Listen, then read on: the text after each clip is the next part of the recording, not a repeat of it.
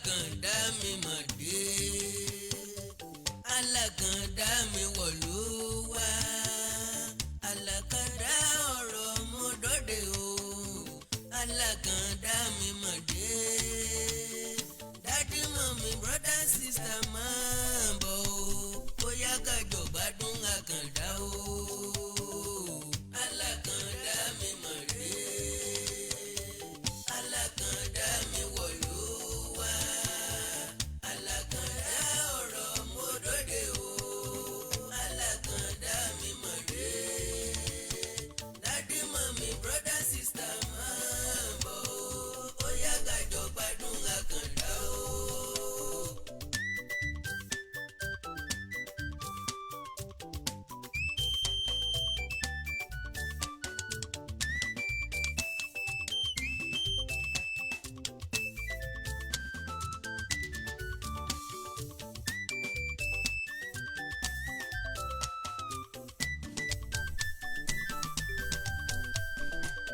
Alákàndá mo mọ̀ dé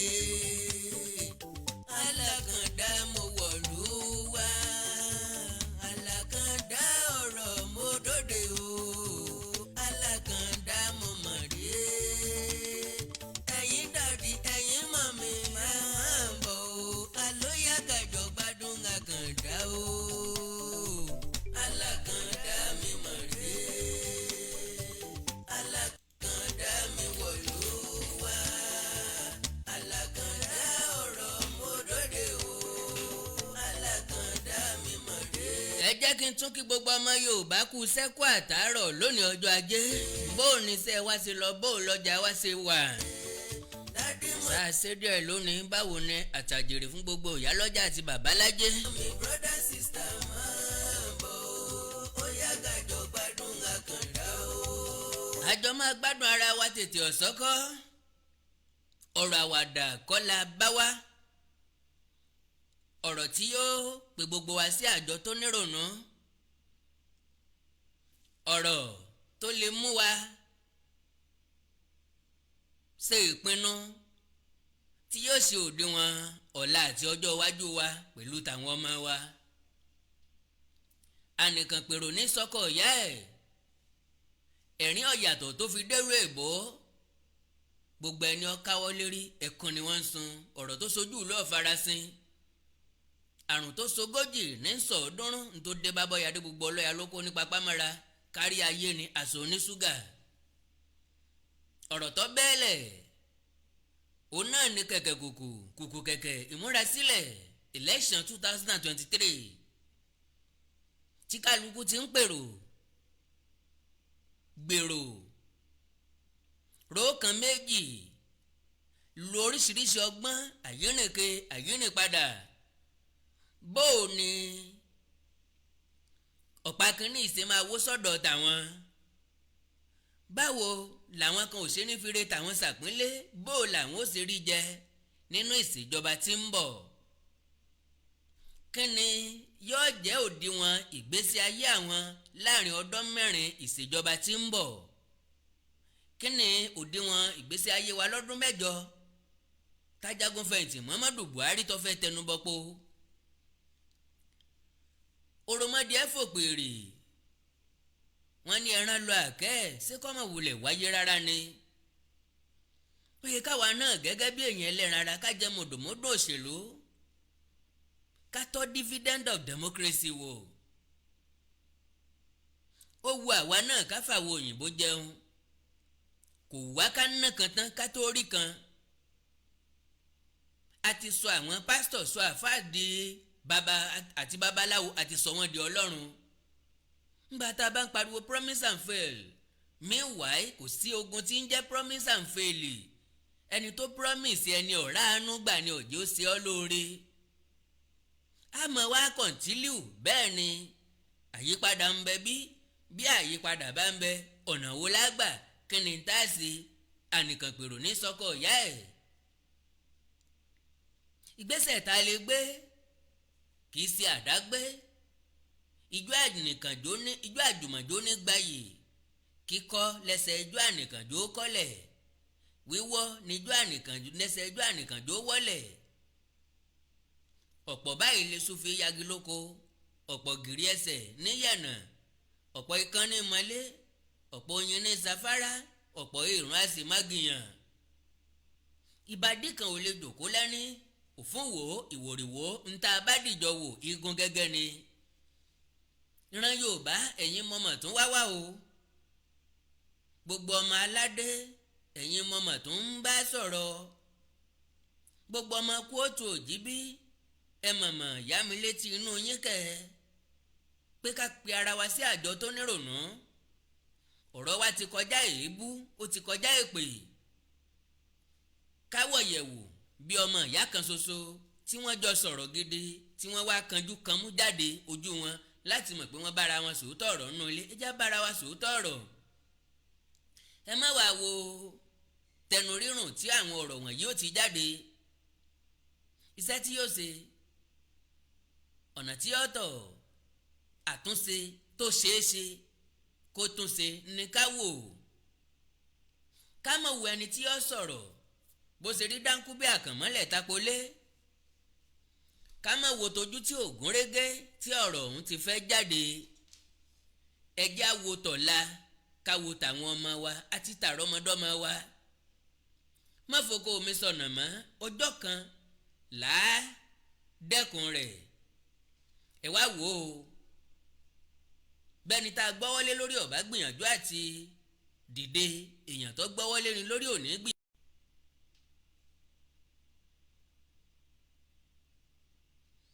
Àti wá ṣe sí àfi ká wá ọ̀nà àbáyọ. Ọ̀nà àbáyọ ọ̀hún náà sì rékọ̀ wá easy. Ṣé ló le kankankan bí ewé akíká? Ọgbọ́n la fi pẹ́ mọ́, àyàgbàǹgbà la fi péjò, pẹ̀lẹ́kùtù la fi roko òde ọ̀pẹ. Well, mi ò fẹ́ jẹ́ kí àkàwé mi ó pọ̀ jù ju tí mo fẹ́ sọ lọ. Àkọ́kọ́ ni pé wọ́n fẹ́ pẹ́ lórí ètò. Mi ò fẹ́ lu àmì fàágùn, mo fẹ́ sọ ní kókó ní kókó ní kókó ni. That is point lásán mo fẹ́ sọ. Kí mo wá pe àkọlé ètò tòní self-determination group versus agitators. Kí ni yàtọ̀ tí ń bẹnu agitator? Kí ni yàtọ̀ tí ń bẹnu self-determination group? Ìyàtọ̀ ń bẹ, ṣùgbọ́n àwọn kan láàrin wọn wọ́n ń dọ́gbọ́n jí àìdíà àwọn kan lò. Lábẹ́ ni mo ti sọ pé plan B a must. There must always plan B for everything we do in life. Àwọn ọ̀jọ̀gbọ́n ní a plan that does not have plan B is a failed plan. A plan that failed to have plan B is a failed plan. A máa ṣe láwẹ́láwẹ́ díẹ̀ náà ni, mi ò ní nàyẹ́ púpọ̀ kí n má bàa pẹ́ púpọ̀ lórí ètò tòní. Ẹ kú kalẹ̀. Awikonko broadcasting tutorial. We are citadel of learning. Tó bá fẹ́ kọ́ bá ṣe ń gbóhùn sáfẹ́fẹ́. Production, presentation, technical and marketing. Awikonko broadcasting tutorial. Ilé-Ifẹ̀ ìpínlẹ̀ Ọ̀ṣun ló wà o. Oh yes, you cannot afford to be a mediocre as a broadcaster. Not so good, not so bad. Pèdèpèdè gbọ́dọ̀ gbógede kó gbólóhùn kó ní àgbékalẹ̀ tó nítumọ̀ tó jẹ tí ń gbèsè láì mọ̀mú lòmú fòlòlò fọ́ọ̀mù tó bá yá. Ló fi yẹ kó o gba fọ́ọ̀mù báyìí láti kọ́ bá a ṣe ń ṣe ní Awikonko broadcasting tutorial Ilé-Ifẹ̀ ìpínlẹ̀ Ọ̀ṣun. Níbi tí wàá ti kẹ́kọ̀ọ́ gba ìmọ̀ ìjìnlẹ̀ tó kún rẹ́rẹ́. Bá a ṣe ń gbọ́rọ̀ kalẹ̀ látẹnu àwọn ọ̀jẹ̀mí pèdèpèdè lórí rédíò àti tẹlifíṣọ̀n. Adequate equipment for radio and TV programs in a permanent classroom and studio. Bá a ṣe ń ṣe dé bẹ́ẹ̀ la nílé gbígbé bọ́dìn fáwọn tó fẹ́ bẹ́ẹ̀. Bóyá kì í ṣe Ifẹ̀ nípínlẹ̀ Ọ̀ṣun ni wọ́n ń gbé kò sí ìyọnu ìrọ̀rùn ló bá dé o àwọn akọ́ṣẹ́mọṣẹ́ olùkọ́ máa kọ́ ẹ bá a ṣe ń lo console technicality productions presentation and marketing tó o bá ti wá pegedé lẹ́yìn tó o bá parí Awikonko broadcasting tutorial ló tún máa recommend yẹ fún rédíò tàbí television station tó ń fẹ́ ẹ̀bùn rẹ̀ for you to be outstanding enroll today at Awikonko broadcasting tutorial Ilé-Ifẹ̀ Ọ̀ṣun State and become a professional in no time. ẹ kàn sí lórí WhatsApp +234-701-428-5276 lórí email awikonko.broadcastingtutorial@gmail.com. 10,000 naira péré ni wàá fi gba fọ́ọ̀mù wọlé láàrin oṣù 3 sí 4 ẹ̀bùn yẹn máa hàn dé ìwọ náà máa di gbajúgbajà láwùjọ agbóhùnsáfẹ́fẹ́ gbà bẹ́ẹ̀. Awikonko broadcasting tutorial Ilé-Ifẹ̀ ìpínlẹ̀ Ọ̀ṣun ló wà o. ọmọ Yorùbá ni mí ilẹ̀ Yorùbá la bí mi níwọ̀ oòrùn Nàìjíríà mo lè fọwọ́ sọ̀yà.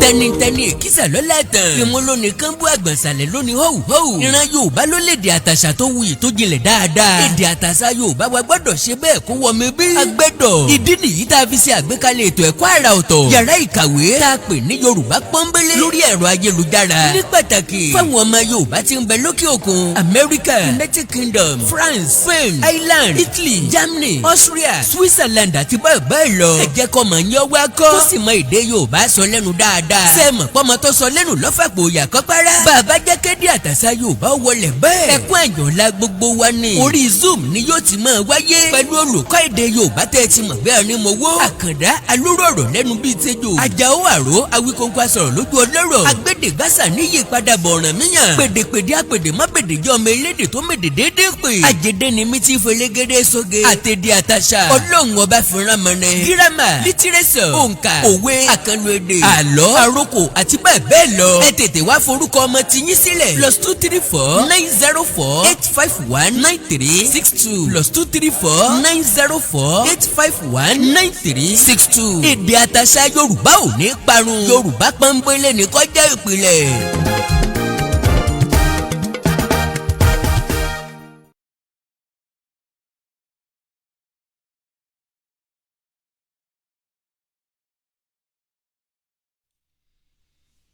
Well, ẹ káàbọ̀ padà kí n tó sọ̀rọ̀ púpọ̀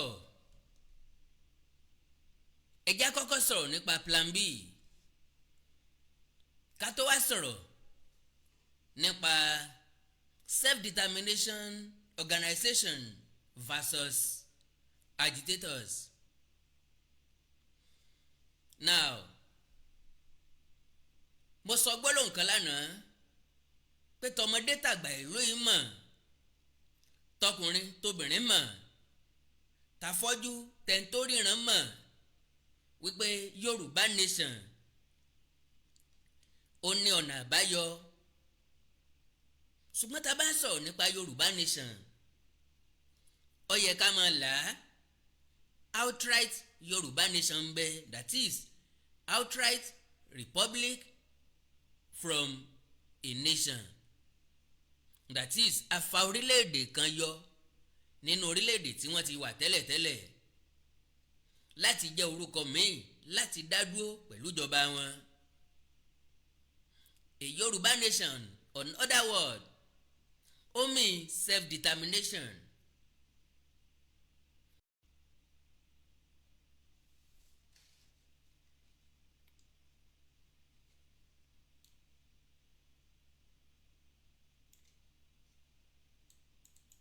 kí ló máa ń ṣàwa Yorùbá gan tá fi máa ń hùwà bí ẹni ògbọ́n ìtìjú ńlá lélẹ́yìí o ẹ má jẹ́ ká ṣọ̀tẹ̀ síra wa.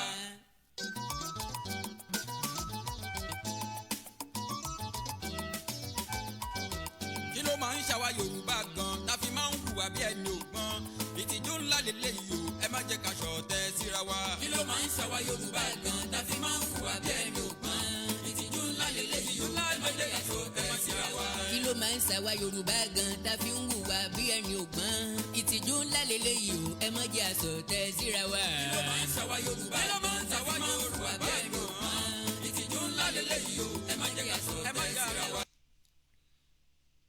Now, gẹ́gẹ́ bí nǹkan tí mo ń sọ pápápá mo ní gbogbo wa la mọ̀ pé Yorùbá nation is the answer. Gbogbo wa là ń fẹ́ Yorùbá nation. Ṣùgbọ́n wherever tí ẹ̀dá bá ń lọ ó gbọ́dọ̀ ní plan B. Mo ń sọ ilé yìí fún ọ̀pọ̀lọpọ̀ àbí àwọn èèyàn díẹ̀ tí wọ́n sọ pé kò sí plan B fún Yorùbá nation. Àákò tá a dé kì í sáko ebú kì í sáko èpè. Àákò láti la ọ̀rọ̀ yíra wa ni. Mo fọlọ́run búra kì í ṣe wípé èèyàn fẹ́ràn olóṣèlú kan tàbí òǹdíje dupò kan à ń sọ̀rọ̀ nípa interest Yorùbá. Bó bá ṣe é ṣe bí election bá lè má wáyé ní 2023 ó bẹ́ẹ̀ gbogbo wa. Ẹ má sì mí gbọ́ o, bí election bá wáyé ní 2023 that means ajagunfẹ̀yìntì Muhammadu Buhari ló sì máa remain níjọba. Kò ságbára tó fẹ́ gbé kúrò níbẹ̀. Agbára tó lè gbé kúrò níbẹ̀ ni pé ẹ dìbò ó dẹ̀ step aside ó dẹ̀ hand over fún another government tó bá wọlé dé. Agbára tó tún lè gbé kúrò níbẹ̀ ni pé kó tó di 2023 tá a dìbò kó tó di February káwọn èèyàn lẹ́lẹ́kajẹ̀ka ní ẹlẹ́kùnjẹkùn kí wọ́n ti forí ìkòkò sọ́ọ́dún. Ẹ wá o ẹ̀jẹ̀ apẹ̀kànnà yìí ti ń bẹ láàrin wa kó yé dìjà mọ́. Kí wọ́n ti wá pín Nàìjíríà kó tó di táìmù yẹn election lè má wáyé kálukú ó ti lọ. Now àwa tá a ní Yorùbá nation àwa nìkan la ò ní plan B. Ẹ̀yà Ìgbò ní plan B. Peter Obi ní plan B wọn. Ó ti máa wò pé orí ọ̀rọ̀ Bọ́lá Tinubu náà ló ń bọ̀rọ̀ bọ̀ ní sùúrù wọ́n ti fapá jánu. Má dàbí àwọn tí wọ́n pera wọn ní agitators tó jẹ́ pé ariwo lásán bí ẹni akátá rẹ̀ ń fòrọ̀ nìkan ni wọ́n lè pa. My dear brother, my dear sister, tó o jẹ́ agitator yé ranjú sọ̀rọ̀ mọ́ kójú ọmọ bá yọkó nínú agbárí kójú ọmọ yọkó nínú skọ́ọ̀lù. Yé fẹ̀ fún gbòò tó o bá ní bèlúbèlú ọ̀nà fún o lè má rẹni tí ó ràn ọ́ lọ́wọ́ o. Ẹ take it easy, take it cool. Wẹ́rẹ́wẹ́rẹ́ ńlá ṣàlàyé nǹkan fún èèyàn tá a bá fẹ́ kó yé èèyàn gẹ́gẹ́ bí olùkọ́. Now àwa nìkan là ní plan B. Ǹjọ́ rọrùn sà ǹjọ́ rọrùn mà kéèyàn máa lọ sójú ogun kó mú ẹ̀ta kan ṣoṣo dání. Ǹjọ́ rọrùn sà ǹjọ́ rọrùn mà kí ẹgbẹ́ jagunjagun kan kí wọ́n máa lọ sójú ogun kí wọ́n má ní backup tí wọ́n pè ńgbà tí nǹkan bá fọjú ná. Ǹjọ́ rọrùn fórílẹ̀-èdè láti ti gbogbo ọmọ ogun tó ní sójú ìjà lẹ́ẹ̀kan ṣoṣo kọ́mọ̀sẹ̀kẹ́ nìkan kan lé. Everybody ló nílò plan B. Ẹnikẹ́ni tí bá ń ṣiṣẹ́ kan ṣoṣo ìgbàkígbà tó bá ní ìjákulẹ̀ tàbí bá ìjákulẹ̀ pàdé lórí ọ̀nà kan ṣoṣo tí ń tọ̀ wọ́n máa ń ní ìrẹ̀wẹ̀sì ọkàn tí máa ń padà fa ẹ̀jẹ̀ ríru tí máa ń padà líìdì sí ikú àìtọ́jọ́. Ẹ̀dá ò gbọ́dọ̀ ranjú mọ́nà kan ẹ̀dá ò gbọ́dọ̀ wo mọ́ nǹkan ẹyọ kan ṣoṣo. Èèyàn máa látẹnumọ́ èèyàn máa látẹramọ́ ṣùgbọ́n still èèyàn máa ń ní ibi tí ọ̀rọ̀ gbọ̀kú lé bójú ọ̀nà yìí bá tiẹ̀ dí lójijì bí n tá à ń ṣe yìí bí ọba tiẹ̀ bọ́ sí bò la fẹ́ rọ̀gbọ̀kú lé. Now mo ti sọ́rí pé ẹ̀yà Ìgbórí Peter Obi gẹ́gẹ́ bí ẹni tí ọba mọ̀ ń mú Peter Obi padà wálé. Gẹ́gẹ́ bẹ́ẹ̀ ló ṣe rẹ̀ yẹ kíran Yorùbá ó rí Bọ́lá Ahmed Tinubu gẹ́gẹ́ bí ẹni tó lè fi ìsinmi fún olóyè Sunday Adéyẹmọ Ìgbòho tóun náà ó fi padà wálé tí ó fi ní ìsinmi tó yẹ kó ní tí ó fi padà sí comfort zone rẹ̀ tí ó kú ò níbi títí ń ṣàtìpó. Because ẹ̀yìn àmù tó lóyè Sunday Adéyẹmọ Ìgbòho wà kì í ṣe léègbín ọmọ aráyé ló fi ọ̀tẹ̀ fi síbi tí ó yẹ. Ìsẹ́ni márùn rẹ̀ sàn rí èrí ìsóúnjẹ ahun. Àwọn tó dẹ̀ yẹ kí wọ́n advice àwọn tó yẹ kí wọ́n mọ tọ́tọ́ àti tí ọ̀tọ̀ àwọn ni wọ́n gbé olóyè Sunday Adéyẹmọ Ìgbòho sórí ẹ̀tàn. Ọwọ́ ọmọ àti fẹ́ bá o àti fẹ́ gbá o ọ̀la la máa gbà o, next week ni o, next month ni o, next year ni o, orí èso tá a gbéra wa sínú. How long are we going to be deceiving ourselves?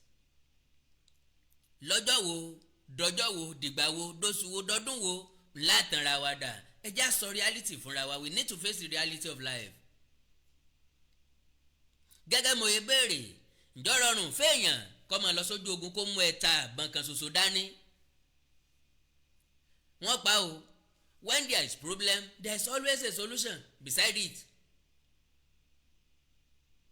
Tí ó bá sí motive mi ń bẹ o, tí ó bá sí selfish interest ń bẹ o, kò yẹ kíran Yorùbá ó lè sọ wípé Yorùbá nation dandandan nìkan.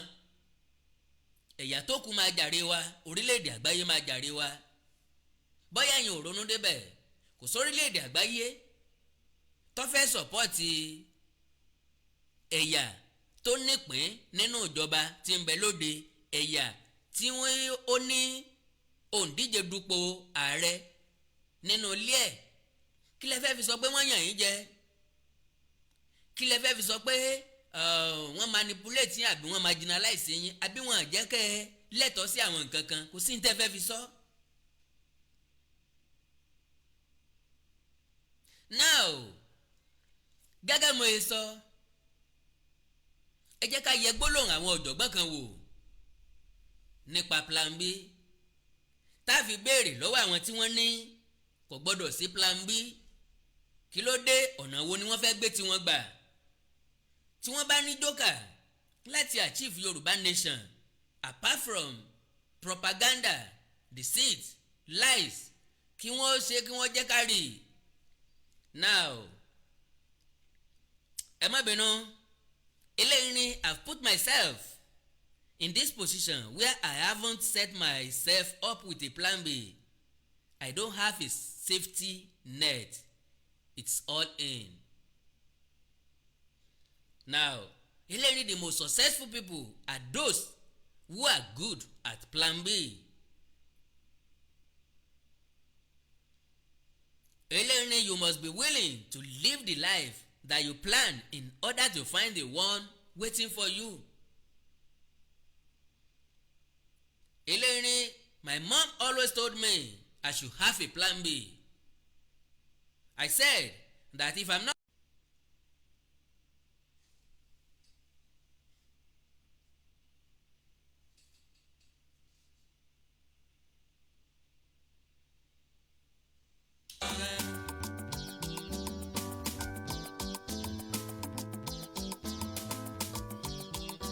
báwo lẹni bá wa sọ̀rọ̀ ṣá ò lè bára wa sọ̀rọ̀ ni kí ló máa ń ṣàwa Yorùbá gan tá fi máa ń hùwà bí aláìgbọ́n.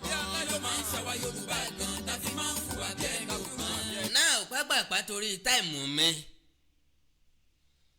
eléyìí tí màá fi dánu dúró lórí coat ó ní if your plan is not working adjust your plan, never give up. Àwọn èèyàn kan ń béèrè pé ṣé Bọ́lá Tinubu ní plan B? Yes. Mo tún repeat ẹ̀, Bọ́lá Tinubu ní plan B fúnra Yorùbá. If it is true that we are very serious about this Yoruba nation of a thing, we cannot achieve it with this our Jeko Radio approach and those propagandas. So only plan B fúnra Yorùbá láti ní self-determination. Yeah. Self-determination tá a lè ní eléyìí tí gbogbo country máa ní tí yóò fi fìsinmi fún ríjíọ̀nù kọ̀ọ̀kan. Ṣùgbọ́n pé Nàìjíríà tá a wà yìí máa pín ẹ kọ́kọ́ gbé sẹ́gbẹ́ kan tí yóò bá pín kì í sọdún mẹ́wàá kì í sọgún ọdún sísìn mo sọ mo tẹnu mọ́ yàtọ̀ sí tí nǹkan òjijì bá ṣẹlẹ̀ bí ogun tá a rò tì ogun tó lè dé tó lè mú wa pín yóò bẹ̀rẹ̀ ní ríjíọ̀nù kọ̀ọ̀kan at the same time. Ìsepá wọ́n máa fa wàhálà ní ilẹ̀ Yíbò, ilẹ̀ Yorùbá máa wà peaceful, ilẹ̀ Haúsá máa wà peaceful, kò lè sógun bẹ̀ o.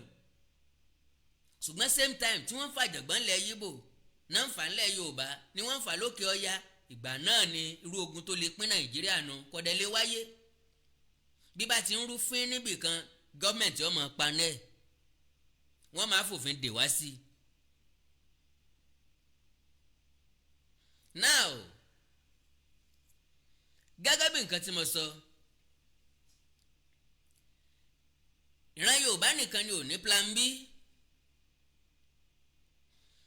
àwọn tí wọ́n sọ̀rọ̀ nípa Yorùbá nation ìpele ìpele láṣọ àlùbọ́sà ìpele ìpele ló yẹ kí wọ́n wà. ìgbésẹ̀ lórí ọ̀rọ̀ Yorùbá nation ó gbọ́dọ̀ ní ìpele ìpele. tá a bá ti wá dàbí tó bí ọ̀yàn tá a yúnlé aláwo tí fọ̀ọ̀fọ̀re ó yẹ ká pàwọ́dà ká táwo ṣe. as far as I'm concerned láti 2019 a sì ń dàbí Yorùbá nation kò tí yàn. à ń yúnlé aláwo ifá wa ò tí ì fọre lórí ẹ̀. kí wá ló yẹ ká ṣe ká embrace ọ̀nà àbáyọ tó bá kàn ká wá fa Yorùbá nation wa lọ́wọ́ àlàáfíà. now ẹ já sọ̀rọ̀ nípa agitators versus self-determination group. àwọn wo ni wọ́n ń pè ní agitators? àwọn wo ni wọ́n ń pè ní self-determination group? mò ń bọ̀. nílé lóko lẹ́yìn odi àjíǹde ara ó máa jẹ́ a ò ní fàìsàn ló gbà. orúkọ tèmi ni Godwem tí gbogbo ẹ̀yin èèyàn mọ̀ sí ìyá Ìjẹ̀bú. gẹ́gẹ́ bí ìṣe wa yí pé ìlera yín òun ló jẹ wá lógún òun ló tún mú wa wá sójú ìwòran yín ní déédé àsìkò yìí. mo kí yín o a ò ní fàìsàn ló gbà o. gbogbo ẹnikẹ́ni tó ní ìṣòro nínú eegun tàbí nínú iṣan ara wọn wọ́n lè kàn sí iléeṣẹ́ Godwem ìyá Ìjẹ̀bú. ọ̀rọ̀ iṣan àti eegun la máa ń sọ ní gbogbo ìgbà nítorí pé ìṣòro iṣan àti eegun ó jẹ́ ìṣòro tó ṣe gbòógì tó dẹ̀ ń dà wá láàmú.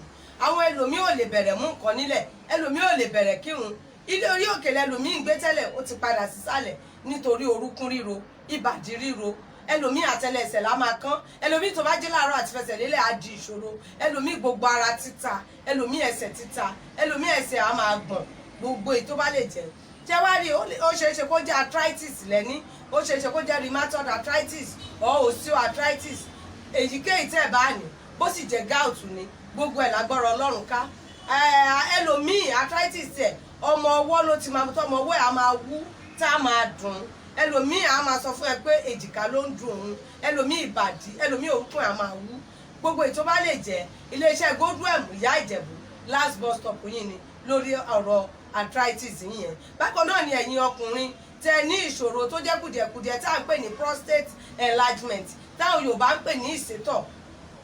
prostate enlargement àmì méjì ló mú wa ẹlòmíì ò ní rí tọ̀tọ̀ rárá ẹlòmíì tó bá fẹ́ tọ̀ á máa rí ìnira ṣùgbọ́n ẹlòmíì tó bá ní ìtọ̀ púpọ̀ jù ni á máa tọ̀ léra wọn ó lè tọ̀ lẹ́ẹ̀mẹwàá kílẹ̀ ò tó mọ́ ẹlòmíì kò tó débi tó máa tọ̀ sí ìtọ̀ yá ti máa jábọ́ ṣùgbọ́n kí wá ṣe prostate enlargement nìkan ló lè fà kí wọ́n máa tọ̀ púpọ̀ torí prostate enlargement ọkùnrin nìkan ló ń ṣe ṣùgbọ́n ìṣòro ìtọ̀ púpọ̀ ó lè ṣe obìnrin náà obìnrin tó bá ní bladder infection àbí weakness of bladder òun náà lè máa tọ̀ púpọ̀ jù ẹlòmíì á ní infection tó ti pẹ́ ó lè jẹ́ kó máa tọ̀ púpọ̀ jù ẹlòmíì dẹ̀rẹ̀ diabetes insipidus tó ń pè ní àtọ̀gbẹ ló fà á tó fi ń tọ̀ púpọ̀ jù so tẹ́ bá ti rí irú àwọn àmì gbogbo yín náà lè kàn sí iléeṣẹ́ Godwem ìyá Ìjẹ̀bú.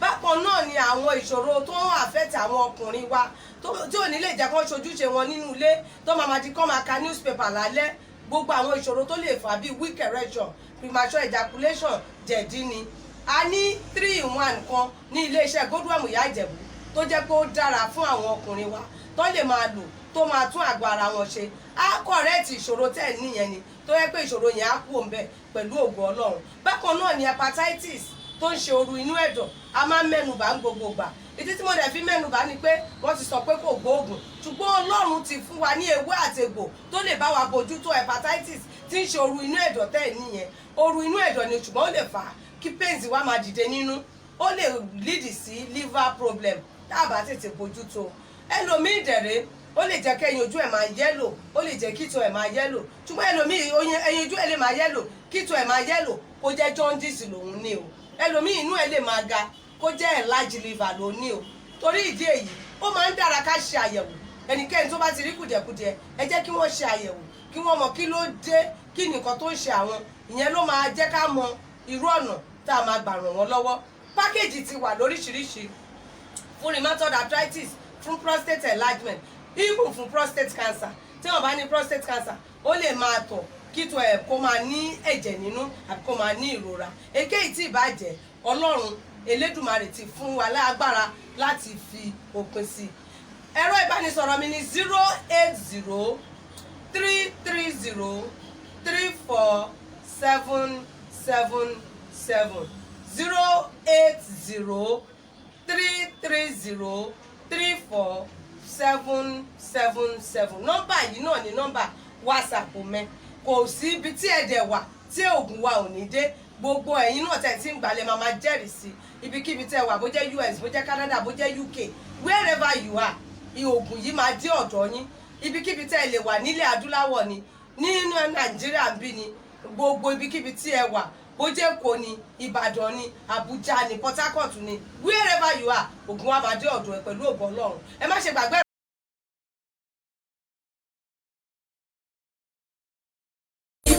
Akórèdé ni ẹ máa bọ̀ o fún gbogbo electronics tó jẹ́ ti ẹ̀jì deep freezer plasma tv lónìrànràn gas cooker home theatre air conditioner tv Akórèdé ni wọ́n kalẹ̀ sí o gbogbo èèyàn lọ́tún lọ́sì ni ẹ máa bọ̀ o.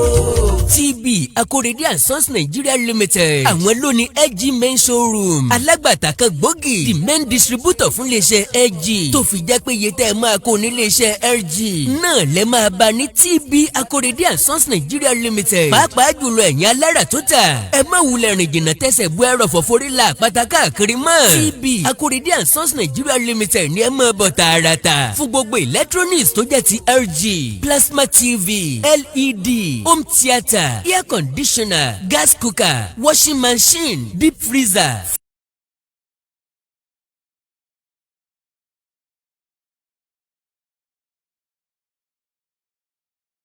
Ìbàdàn ìpínlẹ̀ Ọ̀yọ́ àti ní ọ̀fàgbéwésà road Òṣogbo ìpínlẹ̀ Ọ̀ṣun Gmail TB Akorede and Sons @gmail.com ẹ̀rọ ìbánisọ̀rọ̀ yìí ni ká ẹ fi kàn sí wọn 0814-818-3491 tàbí 0810-814-7729 TB Akorede and Sons Nigeria Limited gbogbo ntẹ́ ẹ fẹ́ wá lọ Sókótó àpò ṣòkòtò yín lọ́wọ́ ọlọ́ngbọ́. TB Akórèdé ni wọ́n kalẹ̀ sí o gbogbo èèyàn lọ́tún lọ́sì ni ẹ máa. Astor Global wọn mọ ojúlẹ̀jà gbogbo tọrọ mọ́sọ́lá electricity wọn bá ń ṣe pẹ̀lú garanti àyè wà tẹ́ ẹ bá fẹ́ sanwó lẹ́ẹ̀kan tàbí díẹ̀díẹ̀ tẹ́ ẹ bá ti kọ́kọ́ san 60% ẹ sì san yòókù láàrin oṣù méjì sí mẹ́ta. Astor Global building and estate contractor tó pójú owó ni wọ́n ń bá ní kọ́lé wọ́n ń bá ní kọ́lé iṣẹ́ wiring contractor tún ni wọ́n bóyá ẹ fẹ́ ṣe fence wire security gate remote installation burglary alarm installation air conditioner installation CCTV camera installation àti bẹ́ẹ̀ bẹ́ẹ̀ lọ. ẹ̀yẹ tí ó doríkodò bí àdánwò tó sí mọ́. olókìtì bí ọ̀bọ́sọ̀ wọn láwùjọ ẹranko. Astor Global Electrical Engineering Limited wọ́n wà ní number 101244 Àjọkẹ́ Akínbámi Street Ọ̀pẹ́bí Ìkẹjà Lagos àti ní opposite Baptist High School Adékẹ́ area Ìwó ìpínlẹ̀ Ọ̀ṣun. email astorglobal@gmail.com telephone 0814-818-3491 tàbí 0810-814-7729. Astor Global Electrical Engineering Limited tested and trusted electrical engineering contractor tí ọ̀lẹ́jà ń bá kàn nú. Astor Global Electrical Engineering ńlọgá o.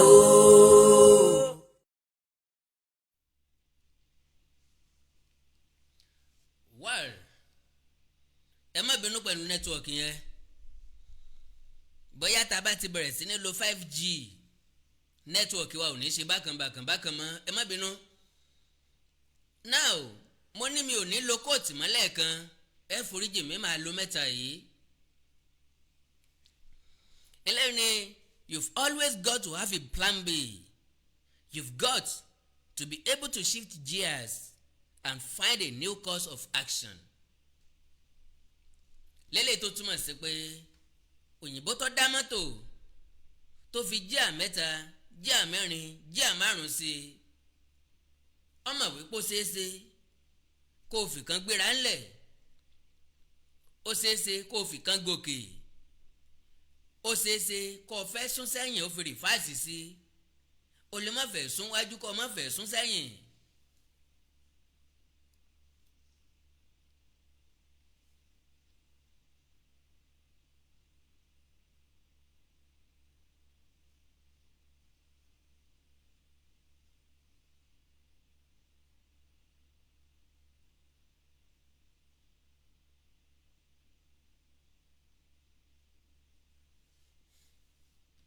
ìtìjú ńlá lélẹ́yìí o ẹ má jẹ́ ká sọ tẹ́ síra wa. bílẹ̀ yorùbá ṣe ń dàgbà lọ́gbọ́n ẹ̀wẹ̀ yorùbá ń kéré sáùtì ẹ̀ lè dádúró ni àbí kí ni ìṣòro wa gan. kí ló máa ń ṣàwa yorùbá gan tá fi máa ń hùwà bí ẹni ògbọ́n. ìtìjú ńlá lélẹ́yìí o ẹ má jẹ́ ká sọ tẹ́ síra wa. ní glory omijé máa ń gbọ́n mi tí mo bá ń ronú nípa yorùbá torí ilẹ̀ yorùbá yìí o ó ti yẹ kó ti tẹ̀síwájú ṣùgbọ́n àtọmọdé àtàgbà ọ̀tẹ̀ ló ń ba ògo wọn jẹ́ mo ní bóyá nítorí ọ̀tẹ̀ o ni wọ́n ṣe ń pè wọ́n ní yorùbá gan torí látijọ́ ta ti ń ṣọ̀tẹ̀ mi orí bí ọ̀tẹ̀ gbé wa dé bí ìdààmú bí wàhálà lọ̀tẹ̀ mú dé bá ilẹ̀ yorùbá ẹgbọ́n ta ló ṣe wá báyìí ní ilẹ̀ yorùbá gan torí ọ̀tẹ̀ yìí ti pọ̀ jù ó ń dalẹ̀ yorùbá rú láti bí ta ti ń ṣọ̀tẹ̀ láti ń gbàbọ̀dé fúnra wa ìwọ̀dàlẹ̀ yìí ti pọ̀ jù ní kò jẹ́ kí yorùbá ogun ọjọ́ wo la fẹ́ ṣọ̀tẹ̀ dá tá ò ní lè jà àjà ẹ̀bí mọ́ ilẹ̀ yorùbá ti ń dàgbà o ẹ má jẹ́ ká ṣàbòsí o ọmọ yorùbá. kí ló máa ń ṣàwa yorùbá gan tá fi máa ń fún wa bí ẹni ògbọ́n ìtìjú ńlá lélẹ́yìí o ẹ má jẹ́ ká sọ tẹ́ síra wa. nẹ́tíwọ̀kì yẹn ń lọ ń bọ̀ náà ni sáwà dúró kó fi dúró ni ó ń ṣẹ́jú. well another one only success in life is not how well we exercise plan A, it is how smoothly we cope with plan B. That is one. Serena Williams mọ ọmọbìnrin yẹn tí mo ń gba tennis ó ní if plan A isn't working I have plan B, plan C and even plan D. lélẹ̀ tó tọ́ka sí pé béèyàn bá wà tó ní kò sí plan B fún nǹkan kan jìbìtì olè jíjà ní bẹ́ẹ̀nbẹ́ẹ̀. now sánsan ẹja lọ kí ni ìyàtọ̀ agitator pẹ̀lú self-determination group or organization. àwọn self-determination group àwọn yẹn ló máa ń create ideas step by step actions. àwọn ni wọ́n máa ń coordinate gbogbo nǹkan wọ́n máa lọ ní sísẹ̀ntẹ̀lé wọ́n máa lọ létòlétò. àwọn self-determination group ló máa ń ní project n tá à ń pè ní project kì í ṣe nǹkan tí ẹ̀dá máa ń kánjú sí. bẹ́ẹ̀ fẹ́ ṣe project ní school ó ní iye oṣù tó fi ṣe ìpele ìpele lọ gbọ́dọ̀ tó bọ́ ọ bá tún ṣe tán wá ní wá defend project yẹ. bá a bá ní project nínú ìrìn àjò wa nínú ìdáwọ́lé wa wẹ́rẹ́wẹ́rẹ́ là execute project. ilé kíkọ́ lára project ló wà. kò sẹ́ni tó fẹ́ fi blọ́ọ̀kù lélẹ̀ láì kọ́kọ́ gbẹ́ ilẹ̀ fún foundation láì kọ́kọ́ da kankéré bẹ̀ kó tó blọ́ọ̀kù sí i. kò sẹ́ni tí yóò tó blọ́ọ̀kù létí ọkàn máa tó lọ bọ́rọ̀ gidi bẹ́ẹ̀ anyhow ó gbé kan sí i ó fi plọ́ọ̀mù sí i ó yẹ̀ wò sí òfìsí bè kan bí bẹ́ẹ̀ kọ́ ọ̀pọ̀ lé ní ọ̀bá bẹ́bù ọ̀pọ̀ lé ní ọ̀bá máa wó dànù. lélẹ̀ tó túmọ̀ sí pé bọ́ ọ bá fẹ́ kọ́lé náà wọ́n á ní ó wá ya plan. ẹ̀dá ò gbọ́dọ̀ jẹ́ aláṣọ kan. now àwọn self-determination group wọ́n máa ní project gẹ́gẹ́ mo ṣe sọ. àwọn ò kì í fi owó síwájú. wọ́n máa ní aspect media tí wọ́n ti fẹ́ sọ̀rọ̀ àwọn tí wọ́n fẹ́ sọ máa wà létò. àwọn kì í wá fi owó síwájú because as far as I'm concerned kò sí yàtọ̀ nínú olóṣèlú tó kówó jẹ pẹ̀lú agitator tó kówó jẹ tàbí tí wọ́n dáwó sí lọ́wọ́ tí ò lè ṣàkáǹtì owó tá a mọ̀ láríjàbí tó wó wà. Kí wá níyàtọ̀ nínú ọmọ bántálẹ́ ìkan ń jẹ́rú ìkejì ń jẹ́ yẹpẹ̀. Ìyàtọ̀ tí ń bẹ́ẹ̀ ni pé ìkan ń kówó òlú dà sápò ìkan ń pa àwọn èèyàn lórí ní pọ́npọ́ ní kọ̀rọ̀. Àwọn tá à ń pa lórí ní pọ́npọ́ ń kọ̀rọ̀ tí wọn ò lè wí síta. Báírò ọ́fíìsì ipò ńlá àwọn olóṣèlú fi ń kó tí wọ́n dà sápò. Agitator bó ni wọ́n ṣe ń rí tí wọ́n ń gbà sápò irọ́ ẹ̀tàn manipulation ni wọ́n fi ń rí tí wọ́n gbà sápò. Now bí wọ́n bá àwọn tó jẹ́ self-determination group tàbí organization bó bá tiẹ̀ ṣeéṣe tí wọ́n wá ń ṣiṣẹ́ yẹn lọ tẹ wá wò wípé kù sẹ́ni mórí iṣẹ́ yá.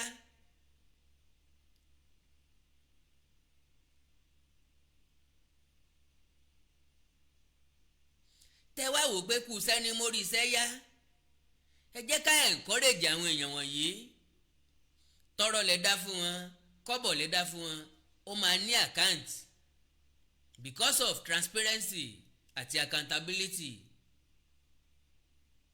Gbogbo ìsọ̀wọ́ Yorùbá Nation agitators mo challenge yín ẹ wá ṣàkáǹtì iye tẹ́ ẹ ti pa iye tẹ́ ẹ ti gbà àwọn nǹkan tẹ́ ẹ fi ṣe. Àwọn èèyàn wo ní ń jẹ́ agitator? Àwọn yẹn ló máa ń lo propaganda. They always condemn. They only criticize. Criticism ń dá ní gbogbo nǹkan oṣù gbọ́ nǹkan ní gbogbo nǹkan. Activism nìkan kọ́ ni wọ́n fi ń gba nation. You have to be diplomatic. So àwọn ò ní nǹkan méjì ju irọ́ ẹ̀tàn propaganda lópin gbogbo ọ̀rọ̀ wọn owó owó owó ẹ máa wá dáwó ìgbà tán máa fọ́ gbogbo ẹ̀ lójú àkáǹtì méjì náà tún gbé kalẹ̀ eléyìí o ti Dúpẹ́ Onítìrí o eléyìí o ti Professor Banji Akíntóyè láti ṣe kínni.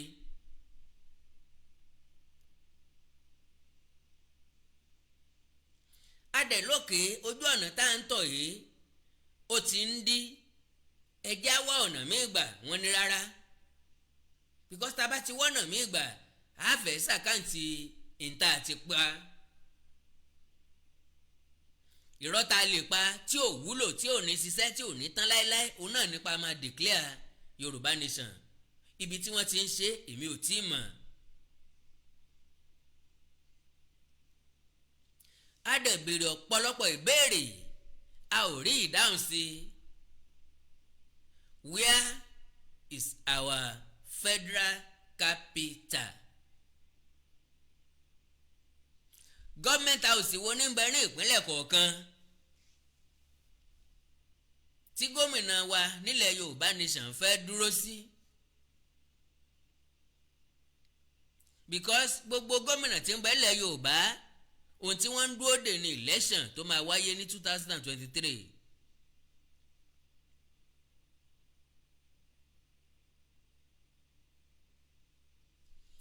Now eléyìí la wá fi ń pe gbogbo ọmọ Yorùbá láti jẹ́ ká tètè pa ìtọ̀pọ̀ kó lè bá a hó. Ẹ jẹ́ á ṣiṣẹ́ lórí plan B tí ń bẹ lọ́wọ́ wa kó tó bọ́mọ wa lọ́wọ́ because by mistake bí ẹlòmíì bá bọ́ síbẹ̀ ọlọ́run ní jágé ká àbámọ̀ jẹ ìran Yorùbá nìkan ní kọ̀ǹdẹ́mù tiwọn ìran Yorùbá nìkan ní ṣépè fún tiwọn ìran Yorùbá nìkan ní fẹ̀dí tiwọn síta ẹnìkan sọ lánàá ó ní ọmọ Yorùbá tó bá jẹ́ ọmọ àlè onìkan ló lè máa kọ̀ǹdẹ́mù Tinubu nìkan àwọn ọmọ Yorùbá gidi wọ́n kọ̀ǹdẹ́mù gbogbo wọn ni tẹ́ bá kọ̀ǹdẹ́mù gbogbo wọn kí ni solution ká má dìbò fóbì ká má dìbò fátìkù ká má dìbò fún Bọ́lá Tinubu ta ni yóò gbàjọba ní 2023 kí nìdí tá a fi ń tanra wa kí nìdí tá a fi ń tàwọn èèyàn.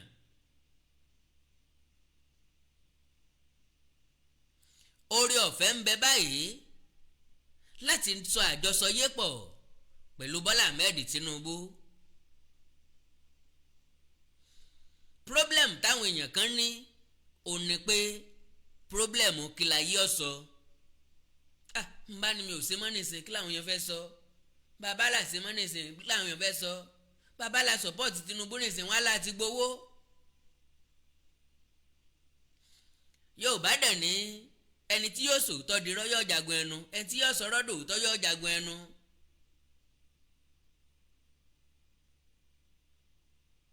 anybody tó bá ti lérò pé òun ọmọ parọ́ yóò nílò irọ́ míì láti kọ́fà irọ́ ẹ̀. at the end of the day gbogbo ọmọ Yorùbá ló máa padà rí òtítọ́ ìyẹn dẹ̀ ló máa wá dùn wọ́n jù ìbínú wọn wá ní í ṣe é kwẹ́ǹsì ìbínú wọn ò ní gbọ́ because wọ́n á béèrè lọ́wọ́ yín pé ńgbà tẹ́ mọ̀ pé bíi ní tí ó padà yọrí sí lélẹ̀ kí ló dé tẹ́ fi ń tàn wá wá ìtẹ́ni á máa dáwó anigé owó tí wọ́n ń dá owó kínni.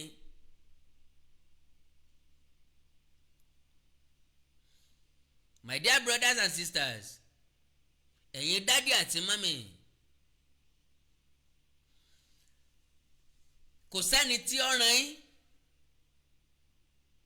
wípé bá a bá ti rí Yorùbá nation gbà lọ́dún yìí wọ́n dá wa dọ̀bálẹ̀ wọ́n fún wa ní pankẹ́rẹ́ we only need explanation ohun tí Yorùbá fẹ́ òun ni pé kájọ ṣàdéhùn pé ibi tá à ń lọ nìyí bí ó bá wá rí bẹ́ẹ̀ mọ́ ká tún pè wọ́n ṣàkíyèsí padà pé ok ibi tá a la fẹ́ lọ o àní rí lọ mọ́ o reason rèé kọ́dẹ̀ jẹ́ ní o.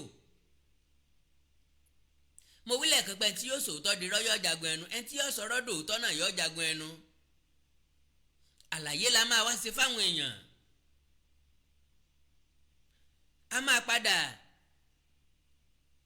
jí sí àwọn nǹkan tí mo ń sọ yóò but ìbẹ̀rù bẹ̀ ni pé kọ́mọ̀ ti bọ́ sórí jù. Ẹ fẹ́ kí gbogbo wọn máa parọ́ fáwọn èèyàn àbí èmi Àkàndọ̀rọ̀ Awikonko ò ní ever báyàn parọ́ fáwọn èèyàn because ọjọ́ tí òkú tó rọ́ bá jáde lójú òtèké irọ́ lè máa sáré fógún ọdún inú wa lè máa dùn páwọn èèyàn ń pèsè wa lónìí inú yín lè máa dùn páwọn èèyàn ń ṣépè bú Àkàndọ̀rọ̀ Awikonko lónìí ṣùgbọ́n he who laugh last laugh best.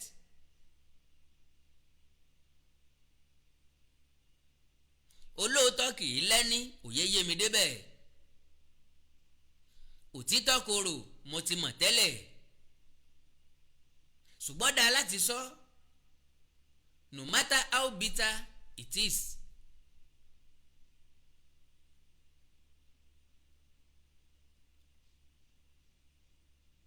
So ò ní pé ká má jókòó níjókòó pé kí la yí ọ̀sọ́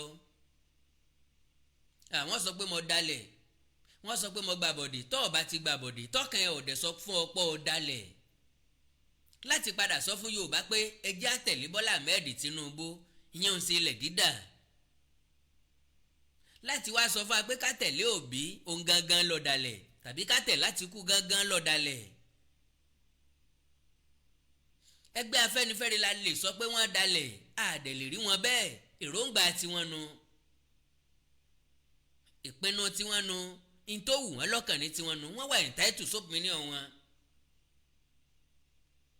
Àgbàlagbà ni wọ́n kò sọ́mọdé láàrin wọn kò sí bèbí láàrin wọn wọ́n mọ nǹkan tí wọ́n ń ṣe. ohun tí ó gbọ́dọ̀ jẹ jáde àti sọ fún wọn kí wọ́n má ṣe lórúkọ Yorùbá mọ́ kí wọ́n má ṣe lórúkọ ẹgbẹ́ wọn àti ìdílé wọn ó fine.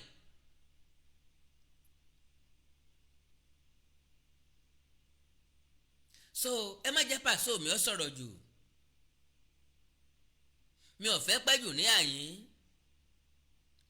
ntí mo wá sọ fún ọ ni pé Yorùbá gbọ́dọ̀ ní plan B ẹ bá ní ò sí plan B tàbí ò gbọ́dọ̀ sí plan B ẹlẹ́tàn ni bẹ́ẹ̀ bá wò dáadáa nísìnyí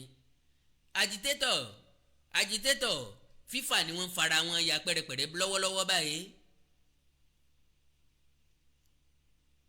wọ́n fèsì ara wọn ni o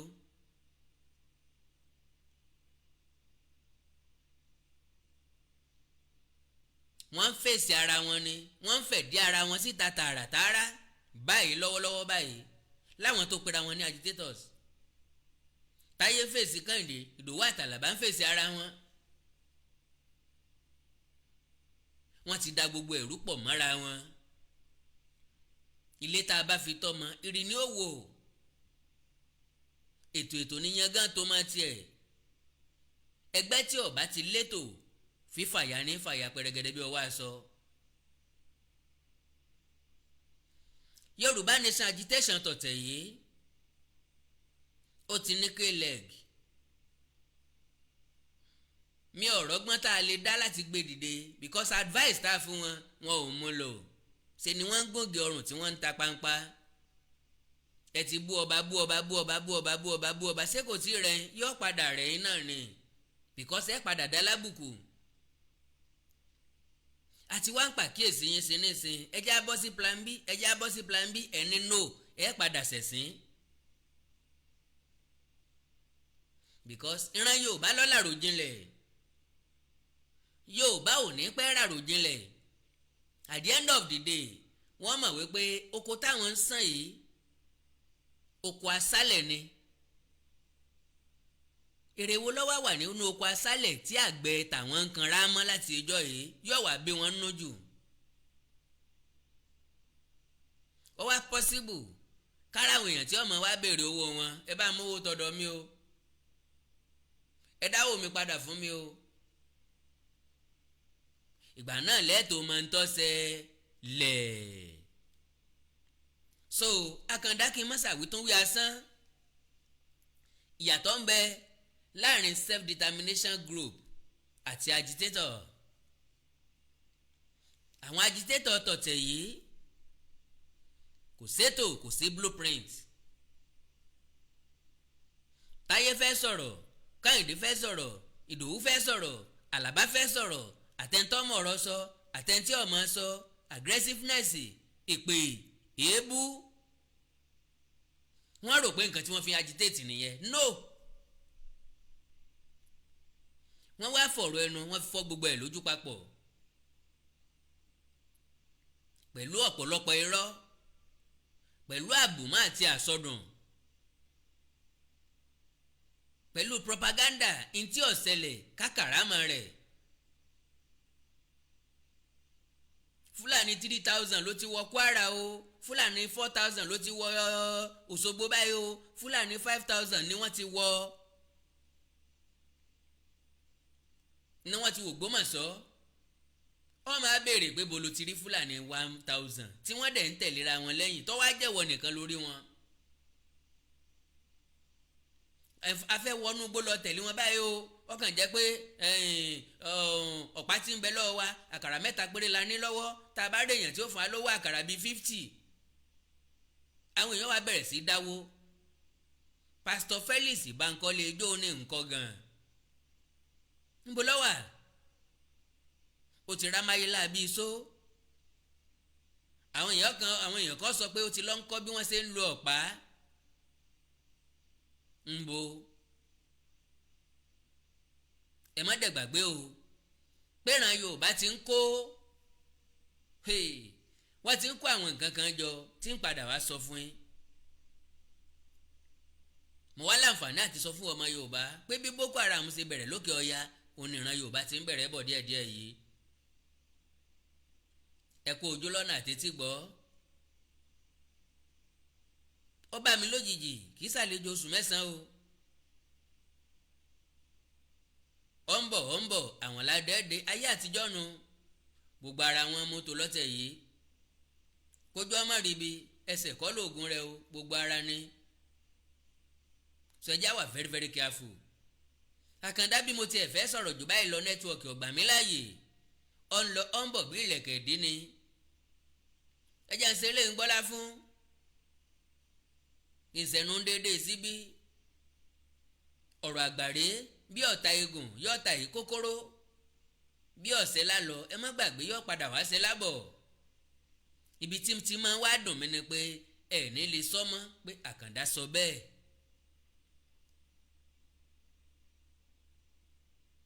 ẹni ọgbọ́n tọ́lẹ́nì kò tún gbọ́n mọ́ olórí àwọn òmùgọ̀ ni. mo sọ pé àwọn nǹkan kan ń bọ̀ tí mò ń bọ̀ wá sọ àwọn èèyàn kan ń bẹ lórí ọ̀rọ̀ Yorùbá Nation tó wù mí láti fi ọ̀rọ̀ wá lẹ́nu wò lórí àwọn nǹkan kan lórí àwọn ìgbésẹ̀ kan lórí àwọn àwùgbọ́ kan.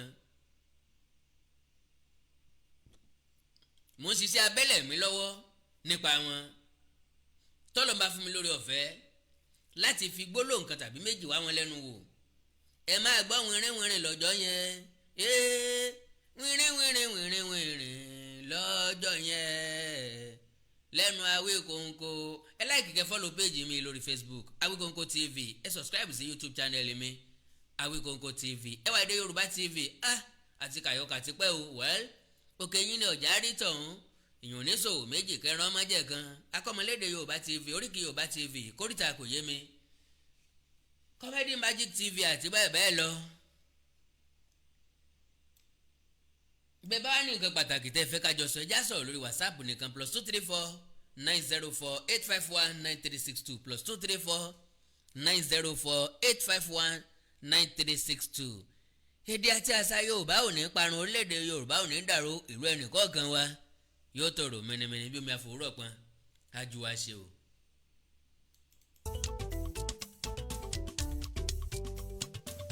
ilé tí ìyá Àkàndá mú rélé mi o ilé mọ̀ ìyá yẹrù ọkàn mo ti ń lọ dádì àmọ́ mi Alákàndá ló ń dágbére brother sister o èmi ló dọjọ́